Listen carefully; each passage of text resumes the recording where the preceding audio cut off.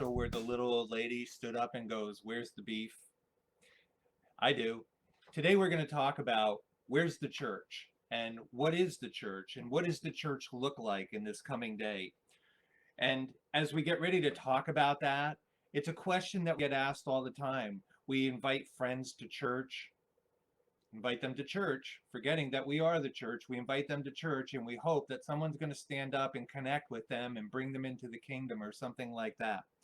So today, I want to talk about that. A couple of little things at the end of this message. We're going to take the cup and the bread, and a reminder that if you're interested in giving or you're a regular giver, you can use our Tithely app that should be displayed there as well. The other thing I want to just mention, last couple of days we've had a lot of people needing prayer. If you're a person who needs prayer, you can put it in the comments. My wife and a couple of other people are there. They'll see them. They'll begin to pray them after the message, because honestly, I don't look at the messages until the end. I will pray them after. If there's something you need, just reach out. We want to be available. I mean, I think all too often, we want to take people to get healed, and many people know that I believe in the laying on of hands and seeing people healed and words spoken over lives and healing clause and everything, but we can do this right here. So actually, I'm just going to put a pause on it, because this is what the church is. Wherever that part of your body is, maybe it's your mind, you're emotionally struck, whatever those things are, I want you to put your hands on that part. If you have a toothache, I want you to put your hand on your tooth, whatever that deal is. Father, in the name of Jesus, Father, this is an action of the church by the church. So today, Lord God, we take authority over every work of the enemy and we declare healing and wholeness to come into lives. And if that's you, feel free to just put it in the message there, and say good morning to others. Feel free to chat it up in the messages and things. You're not going to offend me. Uh, there's a need to be together, and the church needs to come to its predominant place and stand up for what the church stands up for, not politically or religiously or legalistically. We need to stand up for the powerful kingdom principles of healing and wholeness, of seeing people lifted up from the darkness that has enshrouded them, especially in the last year. I have never ever had more people contact me or be in contact with me than I have in the last year or so, that are going through all sorts of emotional upheaval and things. Maybe it's a family member who's been sick and they weren't able to reach them in the early days of COVID and things like that. But I want us to begin to be the church. This whole message is, if you come away with nothing else and you only write down one thing, let it say, be the church. So when I was a kid, I went to church. Like many people, I grew up in a small rural community in the New England area. The church fellowship I went to, you walked in, it had the stained glass windows, it had the steeple on the top, and if I didn't go to that one, I went to another one down the street, or another one down the street, or another one up the street. In the small community I lived in, there was perhaps 3 or 4 what we would consider mainline denominational churches that had been established in the 17 and 1800s, churches that had been built, that were there, and denominational and things like that. I could not even tell you if there was a non-denominational church fellowship in my area. I wouldn't have been looking for it because I already went to church, and I wouldn't have been cognizant of what the term even meant, because in all sincerity, what was taught, maybe it affected people who were older than me, that were more mature than me, that had an understanding, but it certainly didn't affect me. My reason for going to church was to hang out with my friends. My reason for going to church was to sit up in the choir loft and sing some songs and then look down on top of all the people that were down in the pews and things. And that was it. That was my experience. I was told to behave on more than one occasion. I didn't often sit with my parents. We had Sunday school. Sunday school took us out of the building and up the street to another building that the church fellowship that I attended owned. It didn't matter if it was winter, summer, whatever. We went up. They did their little thing. I could not tell you one lesson that I learned. Um, I don't think I don't think it had anything to do with being stupid or trying not to. It had to do with hanging out with my friends. And that's what I wanted to do. I wanted to hang out with people. And so over the years, I became disenchanted with everything that had to do with God. People would tell me that God did this, and then I would look and God didn't do this. And how could I believe that God? But that was their representation. So hear it from my side as someone who came in from outside the church, so to speak. If you're going to tell me something, prove it. Prove it. Just like that little old lady in the Hardee's commercial, where's the beef? If you're going to talk to me about healing, prove it. If you're going to talk to me about raising the dead, prove it. I don't want to go look or listen to another message on raising the dead or healing or prophesying or anything until I see people doing it.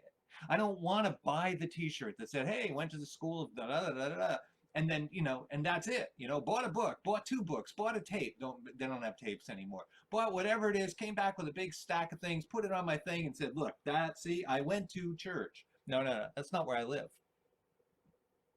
I want the church to be the most positive influence ever, because that is who we are called to be and who we are called to walk with. There is no greater influence of positivity that exists on the face of the earth than Christ Jesus in us, being expressed through our loving kindness, through our grace. I'm not talking about, you know, in recent days, I've had a situation that I've been dealing with, not me personally, but just kind of being cognizant of what's going on. And honestly, if I was really being sincere, there's a part of me that wants to go back to my old self, grab the people, pick them up, shake them, and say, what is wrong with you? And so there's a portion of the church, perhaps even you, who feels we need to still do that. But that smacks directly in the face of love never fails. You know, we would say behave when you're in the building. So we learn to behave when we were in the building. I've had storefront churches. I've been in ministries that have met in trailers. I've preached in tractor trailer trailers in Pennsylvania, with a meeting of truck drivers. I've spoken with bikers. I've ministered to them. I've been in all those places, and this is what I know: God goes where I go. God goes where I go, and because not only is he never going to leave me, nor is he going to forsake me, but I am the church. I am the church. I don't want people coming up to me and saying, Lee, where is God? Where's the beef? I don't want that. I want people to come up and say, got healed, made whole, delivered, changed my life. In the last couple of days, a friend of mine came to me, and we've been friends for a very, very long time.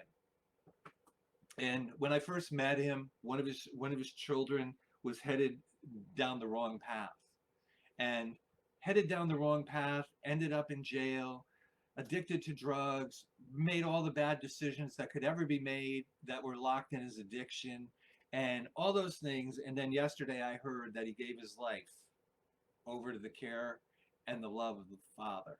Now, I don't dismiss the fact that God was always in his life somehow, some way, some handling of that. But all of a sudden, he makes a life decision, speaking it forth with his mouth, making that decision, and because of that change, he's able to do things with his child, and because of that change, he's able to take care of things that he never took care of. And the Bible tells us, when we read this particular verse, it said, James says, live your lives above reproach. You know, don't live in the wrong lane. Live your life above reproach. And he says, take care of the widow, take care of the orphan, and pure religion. He says, pure, unadulterated religion. We use the word religion. We say religion, and people get weird, and they say, I'm not religious, I'm spiritual. No, no, no, no, no. Pure religion, undefiled, it says in the book of James, before the Father, is this: it is living your life above reproach. Are you foundering in addiction, or unhealthy ways and things like that. Okay, the first response you're going to have is say, here I go, I can't listen anymore. But here's what I want to tell you. Legalism will cause you to try, and we'll bring up this topic called willpower, and I want to change it, but the fact of the matter is I've tried to change before and I've not changed before. So why am I even going to try? Here's what I want you to do. I want you to lay on your bed. I want you to behold the Father. I want you just to close your eyes, and I just want you to visualize the goodness and the love and the care of the Father hovering over you. It tells us in the first chapter of Genesis that the Spirit of God hovered over the earth, hovered, brooded, like, brooded. That word, we use that word when it comes to uh, poultry and things, that they brood, they have a brood, they brood over their chicks. That's how God is. He's brooding over you. He's not in a brooding mood. He's not contemplating what darkness he can put upon you. He's thinking about all the goodness that he has for you. And so when you lay on your bed, just ask him to, multiply his grace towards you.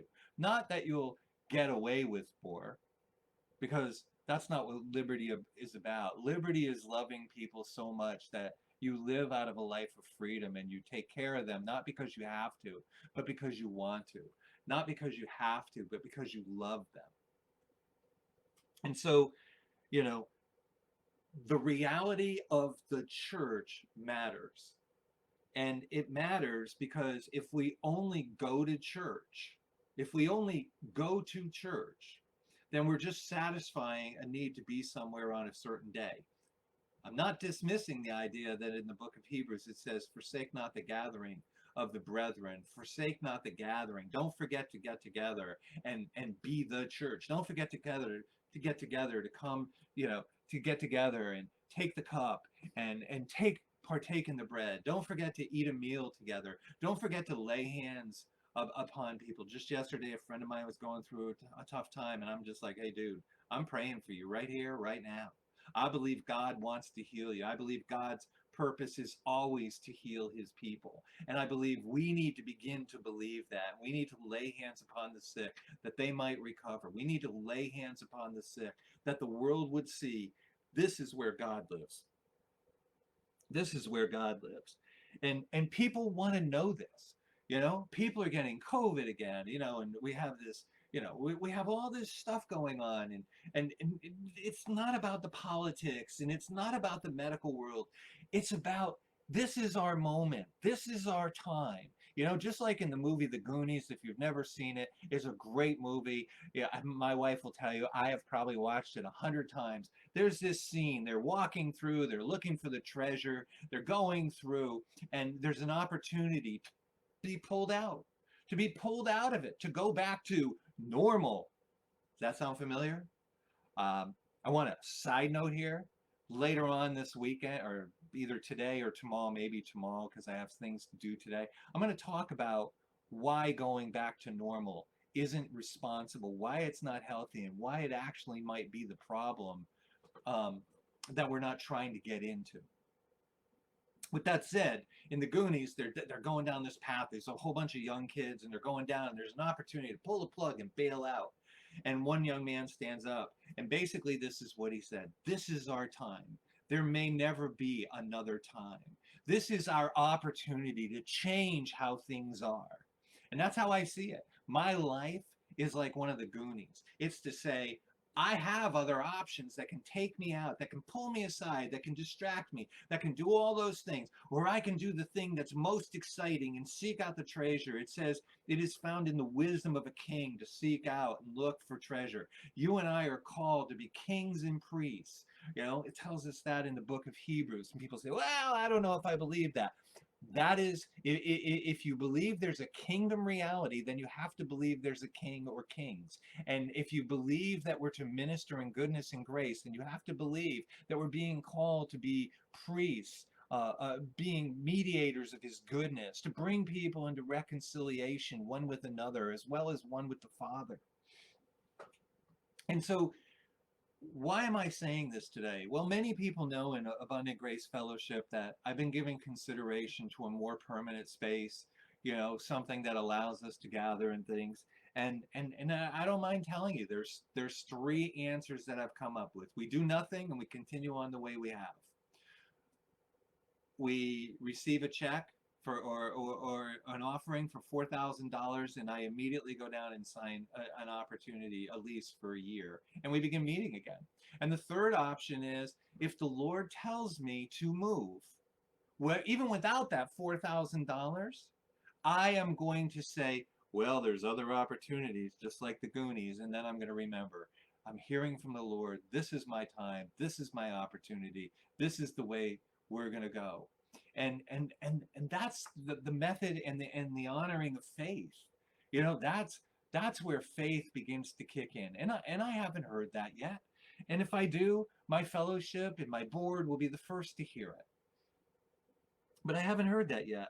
And so it's not bad to have a fixed location. It's not bad to meet, on a regular basis in a building or a house or a mall, coffee shop. Years ago, I wanted to meet in a pizza shop. My wife will tell you that there was a bar up the road. I wanted to meet in the bar. I wanted to call it, church at the pub.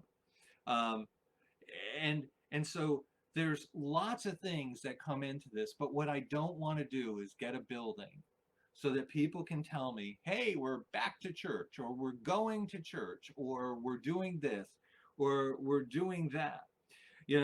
When if we were to say to the believers in the early days, the first centuries after Christ's death, burial, and resurrection, if we were to say to them, let's go to church, they would look at you weirdly. They had no paradigm for going to church. It wasn't a building or a tent. It was nothing like that. It was you and me and Sister Sally and Brother George. It was us. And, so like, even if you're watching this and maybe you went to church today, the discipline, that's not the right word, the challenge of of going to church is we lose sight of the reality that we're not just going to church, but we are the church. So I want you to do something. I know people hate this when we do things like this, but I want you to take a finger and I want you to go, I am the church. I am the church.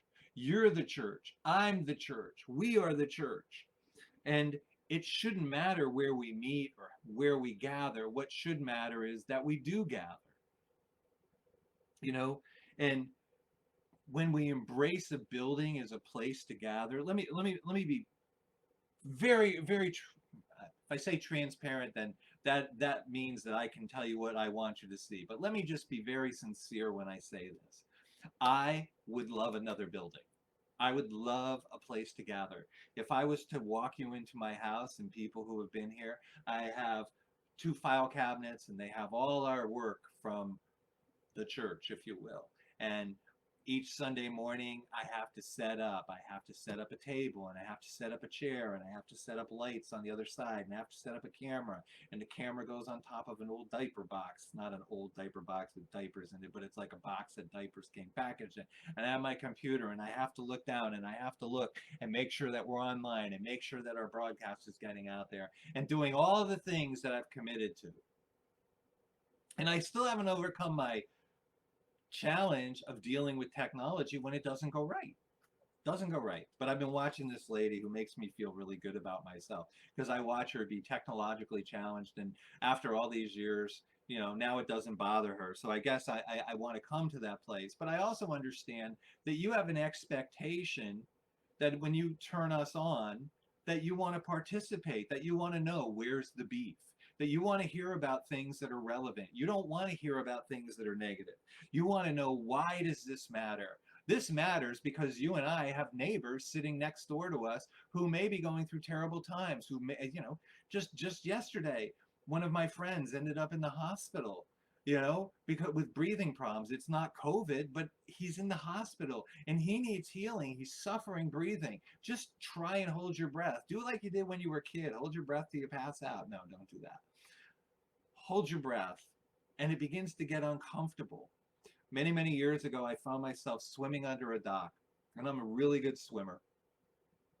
And I made this decision that I was going to swim the length of this dock, and I got stuck, and I couldn't get a breath.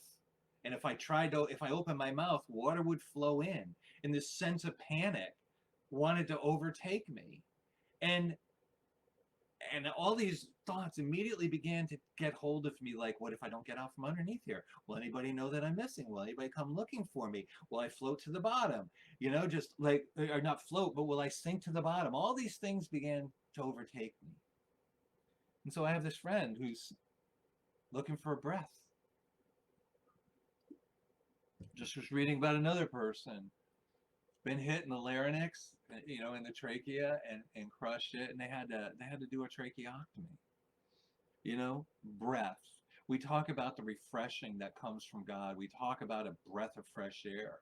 The church needs to be the most positive people on earth. We need to be the happiest people on earth. We need to be the most joy-filled people on earth. And frankly, we need to be the people who are doing the right things for the right reasons because we love people. And so the first century church and for years after that, they would have been weirded out or something. They wouldn't understand. Wait, you're going to church? Wait, we are the church. Let's walk together. You know, and so the difficulty in let me talk gender first of all. Men compartmentalize. I've said for years. Men are like waffles, women are like spaghetti. A woman travels to get to this answer. Men, they put work in this box and kids in this box and the spouse in this box, and pleasure times with friends or whatever in another box. And we've for years, so many people have talked about time management, managing the time we have and doing what we need to do and getting so many things stacked onto our day. Well, the downside of that, I think, is we've learned to compartmentalize things. Just like a man, we've learned to make life like waffles. A little square here and a little square there and a little square, and we put church in one of those boxes. Because when we see church as a place, it becomes very difficult for us to see it as a me. For me to point my finger at me and say, I am the church. Well, you don't look like a building with a steeple on top, right? We teach children to go to church. But if we fail to teach children to be the church, problematic. They stuck me in a Sunday school up on a hillside in a beautiful little town, but I didn't learn anything. And you can say I was resistant to it or whatever. No, I wanted God to move. I had an alcoholic father who woke up every night shrieking about incoming bombs and being shot out of the air when he was parachuting. These are all realities that carried into his dream world. Today we would say he suffered PTSD, but back then they called it combat fatigue. And that was a generation. There was a generation before that had different words for it. But I lived with that, and I just wanted my dad to be healed. And every night I would say my prayers. I was telling Jacob the other day, one of the weirdest prayers my generation ever got taught is, now I lay me down to sleep. I pray the Lord my soul to keep. If I die, whoa, what kid wants to die? Come on, guys.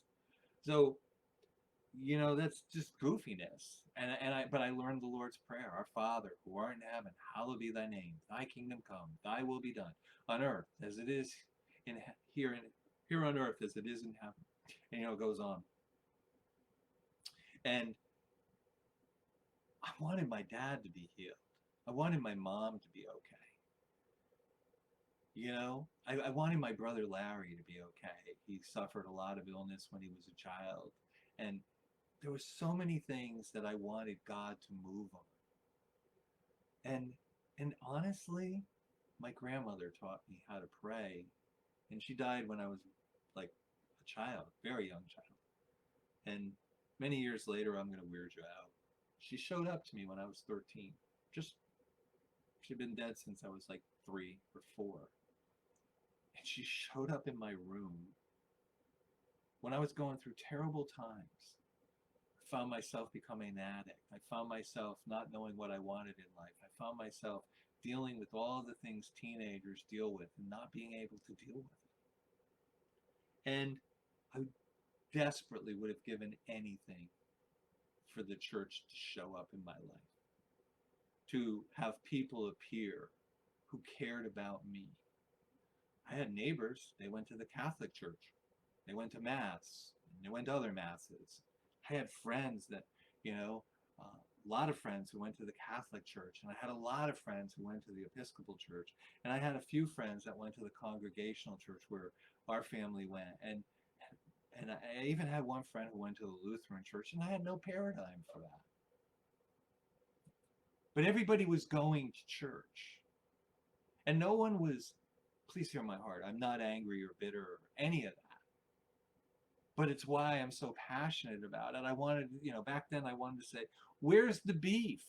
Where's the church? I may not have known what I was saying, but I was like, Our Father, who art in heaven. And I would do this, and I remember I would look up like the little pictures you saw of kids, and I would pray upward to a God I didn't understand, for a God I believe would come into my life, for a God who would end my dad's suffering, for a God who would bring peace to my mom, for a God who would help me to understand sickness, or now I would say that we don't have to be sick, or a God to deliver people from addiction, or all those things. And I remember when I was going through one of the most difficult trials in my life. There was a couple of them when I was a teen, but these stick out in terms of spirituality. And I went to this pastor, we didn't call him a pastor. We would never have used that word. I wouldn't even know what that meant. But I went to this minister, and I remember sitting down and saying, this is the problem I'm going through. And I remember him looking at me, and I remember him saying, Lee, I don't think God can help you. Wow, okay, God can't help me. So I began to pursue my own line of spirituality. I began to pursue my own humanistic understanding. I began to pursue even to the place where I began to follow after satanic entities and became that person. If you've read my testimony, some people have even known me from those days. That's where I was. Stories of witchcraft, sell a spell, need love in your life, buy a box of herbs, need healing in your body, pick up this crystal. Please hear me, I am not mocking, and God, please help me. If you're watching this and you sell these things or you give these things, I am not mocking you at all. I understand what it's like to look for something when you feel like nothing is working. Why am I so passionate about where the church needs to be, not the building? Because people are looking for an answer. We're not going to find the answer in politics. We're not going to find it in a president or a senator or a governor or a congressperson. We're not going to find the answers. We're not going to find the answers doing nothing. We're just not. And so I don't ever want to lose the reality that I'm going to church. I mean, that I am the church. I want to continuously remind myself that me and my Christianity and my understanding of who Christ is transcends buildings. It transcends what day of the week people gather on. It transcends going to a location. Christianity is not a spectator sport. Let me ask a question, and we've all done it. Okay, so before I even ask the question, just know that it's more rhetorical than it is anything. Have you ever had somebody who needs healing, or they're going through a tough time, or you believe they need salvation, And instead of talking to them about it, you drag them down. You say, hey, come to church with me. Okay, been there? And then at the end of the service or the beginning of the service, you come over and you introduce them to people that have seen healing happen in their lives, who prophesy over people, who give words, who pray. So here's my question, because I know we've all done that. Why aren't you and I, the church, doing that everywhere we go? Everywhere we go. When we think of church as a building, we damage the thought process of being the church. We damage the thought process. We somehow think, and please hear me, I've been in buildings. I've been in buildings that you walk in and you can feel the presence of God. But that's because the people have developed the presence of God or released the presence of God on a regular basis. Because there is a reality to the tangibility of God that is found in substance. Found in substance. If I deny myself my true identity, remember this? Take both fingers, point them toward yourself, and say, I am the church. And then if you're sitting next to your spouse or your kid or somebody, or you invited a friend over so you can both sit there in pajamas and drink coffee, point to one another and say, you are the church. We talk about an identity crisis in the church. And when I talk about the identity crisis, part of what I'm talking about is looking for the goodness of God that dwells within each person. The first time I began to see this was in the midnight, 97, 98. And I began to hear about the thumbprint or the fingerprint of God. And I began to think that you and I are unique, that you are the workmanship of God, and I am the workmanship of God, and we are both made in His image, and we both have characteristics of God, and we have His nature of who He is, but you and I express it differently. Sometimes our expression comes from how God made us to be. Think of parents. A father expresses parenting differently than a mother by the nature that's been endowed within them.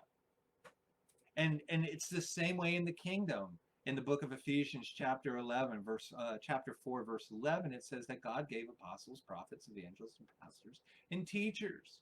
He knew that not one person was going to be able to do all that he does. Now, the first thing that people say to me and have said on a regular basis, I am all those things. Okay, but there are things that you have been created for that you function better at. And one of the reasons we think we can do all those things is because we don't push outside the box. We enjoy our comfort zone, and we do a little bit of this and a little bit of that and a little bit of that. Oh, healing? Oh, yeah, I've laid hands on people. Okay, let me ask you a question. When was the last time that you laid hands upon a person and prayed for their healing? The idea of how long it has been since you have prayed for somebody tells you that your belief may be more founded in what the church is rather than who the church is. Did you hear what I said? When I believe I'm going to church, I have the potential to reserve Sundays, if that's the day, for going to church. And when I'm there, I can be the church. But if I've compartmentalized my life, then I forget that I am the church. God knows our hearts. And if He asks me to do something, I want to be obedient to that. I believe in reconciliation of people to God, that I want to put them face to face with God.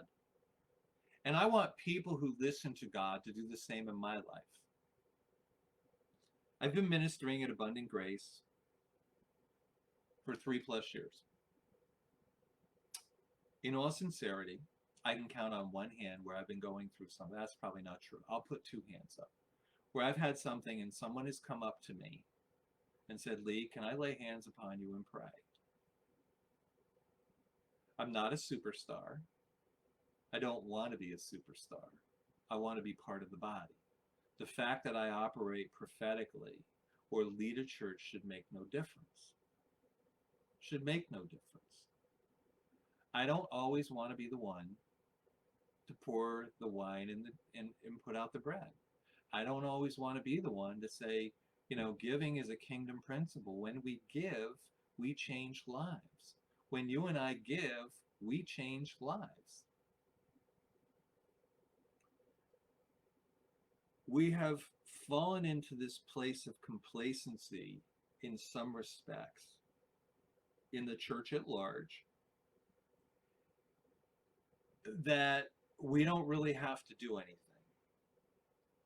And in part, that's part of the grace message, right? Part of talking about grace is realizing that there's things we don't have to do. But that doesn't mean because we're in grace, we ought not do those things.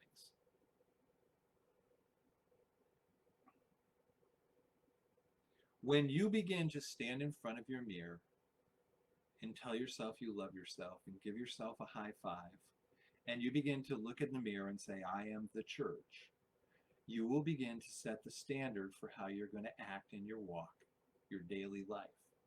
Church is not reserved for Sunday. Church is who we are, and wherever we go, it should spill out of us. I shared last week about the cup of coffee. That when I have a cup of coffee and somebody bumps into me, what comes out of the cup? Coffee. When I begin to establish the fact in my life that I believe. Did you know there's a scripture that says signs and wonders shall follow them that believe? There is a place where we need to go because of who we are. If we go to church and we're not the church, that allows me and or you to be less than what we're called to be. The building becomes the place where we're supposed to hear the message. And many people, as I mentioned earlier, invite people to church hoping that someone will tell them about Jesus or telling them how to change their day-to-day life. I'm going to submit this, that I think that the very reason that we do not see or we see the lack of love or the lack of power is because people have stopped being the church. And they have begun spectators going to church.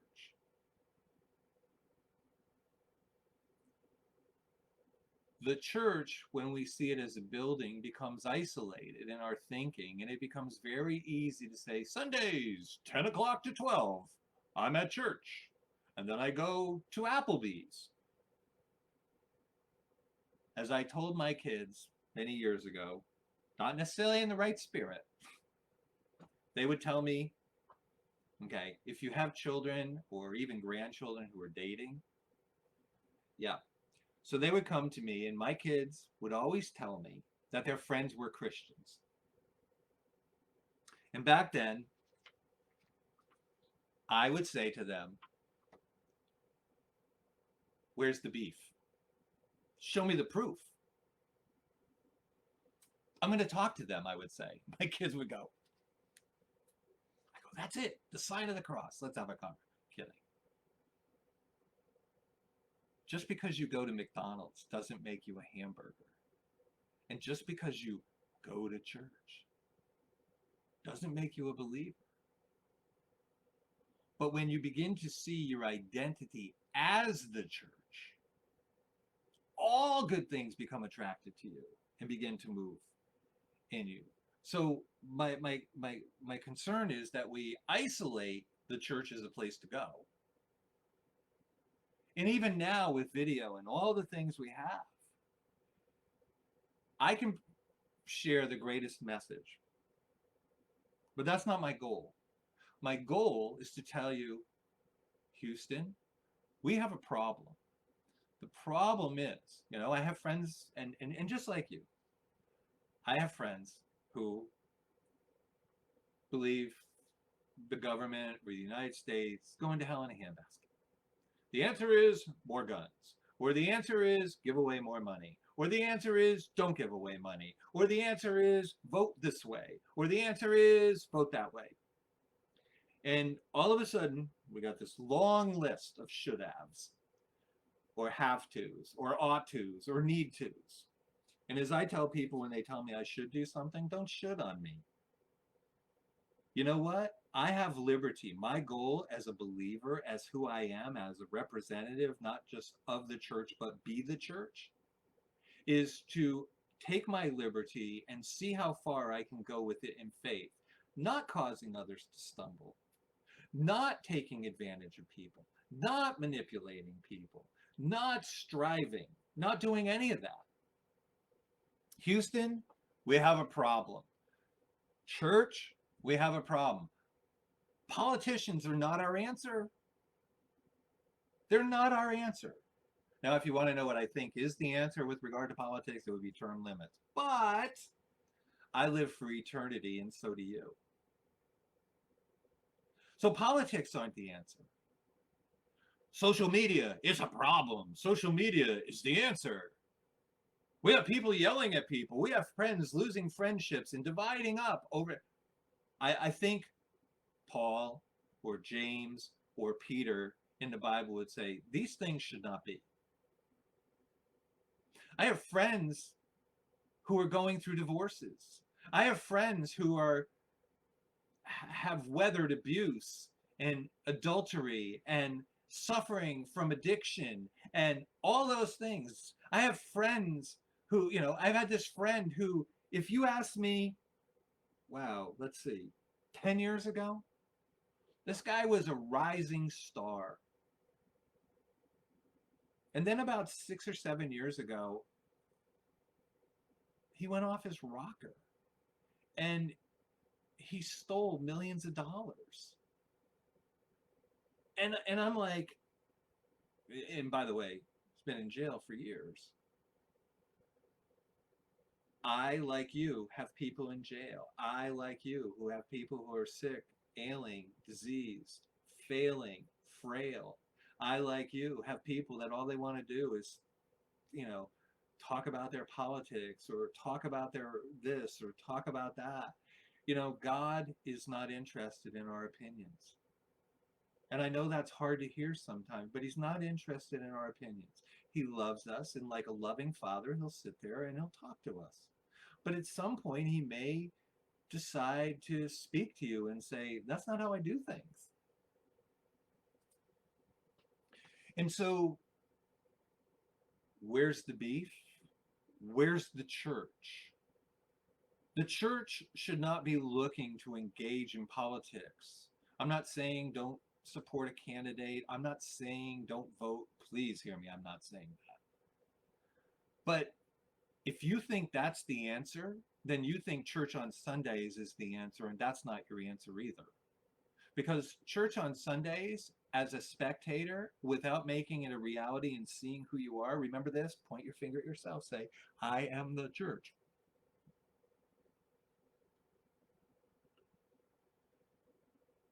Have you ever noticed the division that happens between believers because someone goes to that church and someone goes to that church? My church had such a weird reputation at one point, years ago. I told my board that I was going to name our church that church. Now, I want to tell you that we were doing the stuff. I also want to tell you we always didn't do it with honor. We always didn't do it with humility. And we had, if you will, what I'm going to call it this day and age, needless casualties. Not people who died, but, like, this is how we do it. And in the process of this is how we do it, we couldn't hear, or the people that were with us couldn't hear when someone had a thought process that was different. I mean, let's just pick the homeless for a minute. It's a big deal, right? Because I told you the scripture, pure religion undefiled before the Father, is to take care of the widow and the orphan and to live your life above reproach. And Jesus says that the poor will always be with us, and there's so many things that live with this. So let's just take the homeless. If I say the answer is Jesus, what happens if Jesus gives money to them? Now, some of you, when I say that, your immediate response is, they need to get a job. Okay. So they get a job, but they don't have a place to live. Well, that's not the American way, or that is the American way. But what is really the way of Yahweh? What is really the way of Jesus? Maybe it is give them money. Maybe it is give them a hand up. Maybe it is feed them. I just heard about this organization. They just packaged up 50,000 lunches this week. 50,000. Let me help you with this. In our community. You're not going to hear about it. In our community. I didn't make a mistake on the number, by the way. How we handle the homeless really is how we handle Jesus. Because Jesus said, when I was down and out, where were you? Or you came to me. When I was behind bars, where were you? Or you didn't come to me. And this is not about causing guilt to arise, but it's about maybe the way we've thought about things hasn't always been the I don't want to use the word the right way, but maybe it hasn't been totally founded in the things of God. Maybe it's had a lot to do with our opinion, or our experience, or our upbringing, or our culture, or the media we listen to or don't listen to. What if we saw ourselves as the church? What would begin to change? What would begin to change when Johnny Jump Up comes into my world and he broke his leg? What would change if I would ask his permission and would pray for him? What would happen? I'll tell you what would happen. I would be acting as the church. And in Johnny's mind, the church would be acting as the church. He may never darken the door of a building. This friend of mine's child, who I just was sharing earlier about, who just received the Lord. He doesn't go to a fellowship. Matter of fact, most of them probably wouldn't have him because of his past. There's a guy I know, he's very legalistic, and I go out of my way to honor him. And I ran into him the other day in a place that he said he would never go to. And there was a part of me that went, hey! And then after I went, oh, Lee, why'd you do that? I mean, I think there was a part of me that just wanted to see justice or something. God wants to use you in the lives of people you know and people you don't know. If you're not active in this gathering of believers we call here abundant grace, and you're not active in going to church, you'll struggle to be the church. When you read the Bible, and I'm hoping you read the Bible, when you read about the church, you are not reading about a building. It is always a reference to people. It's not a building. It's not a day. It's the walking and the talking embodiment of Christ in us to a world where so many are not fulfilled because they do not love him or don't even know what it means. If you look around and you see lack of love, let me help you with this. It's easy to read. It's easy. People will say, well, it's easy for Lee to say, love never fails. But that's not a total understanding. See, for me, love did fail. When I was a child, I believed if we were physical, we were in love. And even before I became a teenager, if you loved me, you would help me, or you wouldn't. So it was easy for me to think that maybe my dad didn't love me because he didn't know how to love. Or my mom was mad because my dad didn't know how to love. Or my mom grew up in a military family and she didn't know how to love. And then, I'm out on my own with no instruction. And I think I understand what love is. And please hear my heart. I'm a 60s kid. I came out of the summer of love. I can tell you a million slogans from that period of time. But what I know is my generation was looking for Jesus, and they didn't even know they were looking for Jesus. So we were representing love in the only way that we were cognizant of. And then when I finally found the kingdom, I remember reading that a man who doesn't take care of his family is worse than an infidel. And I remember seeing things about the love of the Father, and I laughed because I wasn't sure that my dad loved me. And so I took my warped way of thinking and I began to develop my own understanding of love. From a biblical perspective, if you will. I'm not being sarcastic about that. But then I read the chapter a million times. 1 Corinthians 13, love never fails, the love chapter. So we didn't play that at my first wedding. We did play, anyways, I'm not even going to go there. We played Paul Stuckey.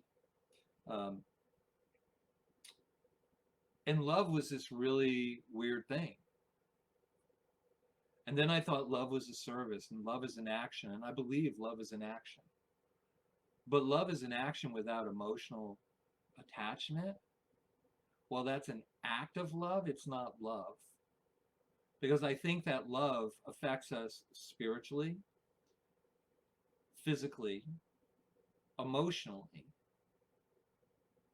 I think it needs to fire on all cylinders. Oh, I wish I had a love like that. Well, hear what I'm going to say. Sometimes the emotional piece isn't firing. Maybe someone is too tired or works too much or has an addiction or whatever those things are.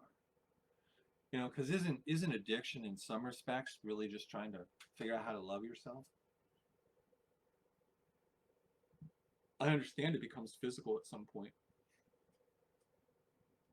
Sorry, just looking at the time, and I'm gonna wrap this up in a second.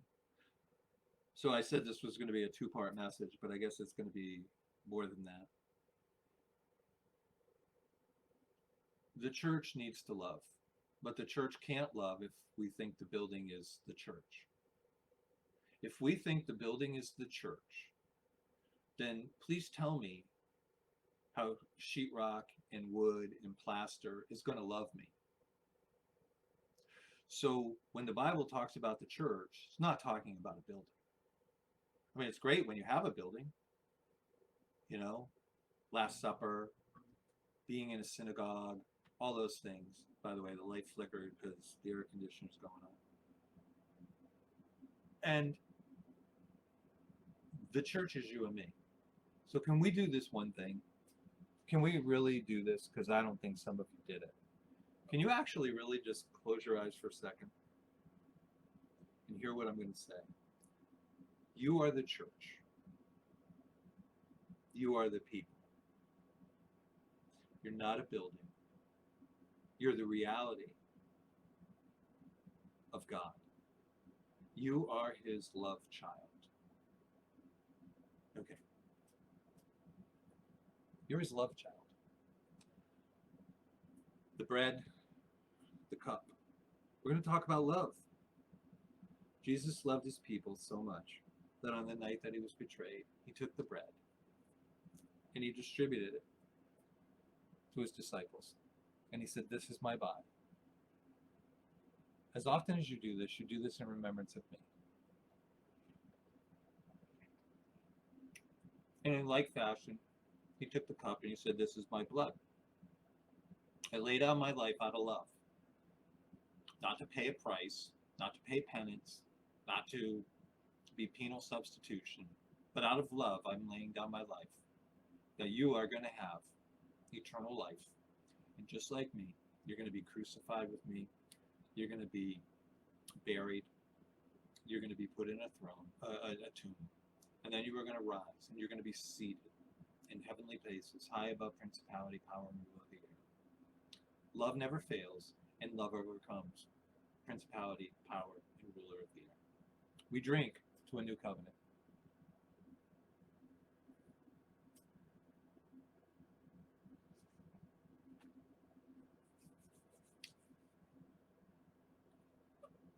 I want to close with this thought. Think what we could do as Abundant Grace Fellowship, or maybe you're not part of Abundant Grace, but you follow us. Think what we could do if we didn't put church in a box on a day, or in a building on a day. If we didn't limit it by saying it was a building, and isolate ourselves from the reality of people, because we don't see ourselves as the church. Think of what we could do if we became the church. Not an army, though I know there's terminology for that, but a people who are determined to love the unlovable. I don't know if you're like me, but I have friends in my life that make it hard to love them. And they make it hard to love them because they don't love themselves. When I walk into the bathroom and I'm having a tough time, I go to the not go to the bathroom, I go in the bathroom, I stand in front of the mirror, I give myself a high five. I say, Lee, I love you. That's it. And even though I'm pained by people's actions sometimes, or even frustrated, I believe, beyond a shadow of a doubt, love never fails. And love never fails because the church never fails. Jesus said, upon this rock I build my church, and the gates of hell shall not prevail. God bless you. Part 2 next week. Look for a thing a little later on. If you're in Abundant Grace Fellowship, I'll share it over to the group. But because it's not my normal teaching, I'm going to do it out of Lee Jandro Ministries. All right? God bless you. Have a great week.